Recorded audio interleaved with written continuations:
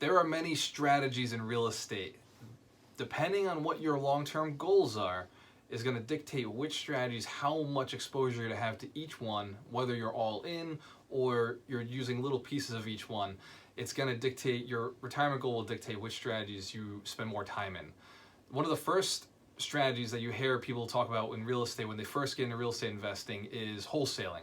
Wholesaling is essentially, you go, you find a motivated seller, you put the contract under agreement, the property, and then you go and you sell the contract to somebody else. You use something called an assignment clause. You assign it to somebody else. And now somebody else actually puts all the money on, they do the purchase, and you get an assignment fee, something in between. It's a profit between that paper flip. So basically you're buying something or you're getting something under agreement and selling it for wholesale prices to an investor of either a flip or a hold.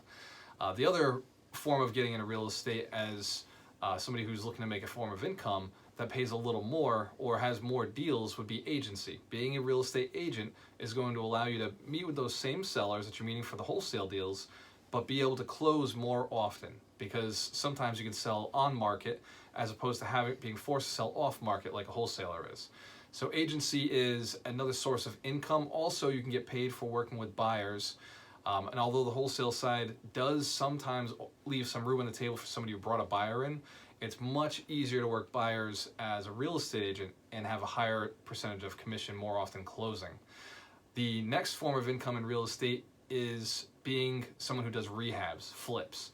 Buying a property, maybe from a wholesaler or from an agent, and then going and putting that property into rehabilitation mode, rehabbing it, and then putting it onto the market and selling it for a higher price than you purchased it. In flipping, you have to make sure you bought it right with 70% ARV, 65% ARV, putting your renovation costs in, and then making sure that there's still profit for yourself at the end after the sale, paying for the commissions, paying taxes. The third is rental property. Rental property is what most people say they want their end goal to be, and you're aiming to move towards it, but in the beginning a lot of people don't have capital. There are ways to buy rental property with or without capital. It's just a matter of whose capital it is. So rental property, the concept is you buy a rental property that pays cash flow and over the long term pays itself down. So appreciation is allowing the property to go up in value. Depreciation is saving you some money on your taxes. Amortization of the note, the mortgage, your mortgage is getting paid down. And then the fourth form of income is cash flow, cash on cash return. That's coming in after all the rents and expenses are paid, including the mortgage. Cash flow is the key. Out of all of these businesses, you're looking to make more money. Rental property is more of the retirement end of the spectrum.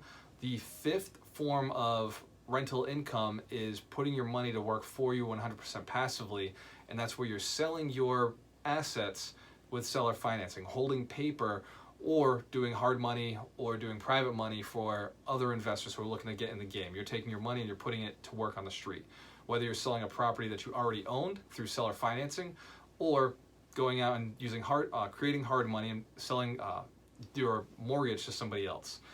There are 5 major strategies for real estate investing. These are the 5. We're going to dive deep into each one of them, give you a better understanding of each, and you'll decide which strategy is best for you.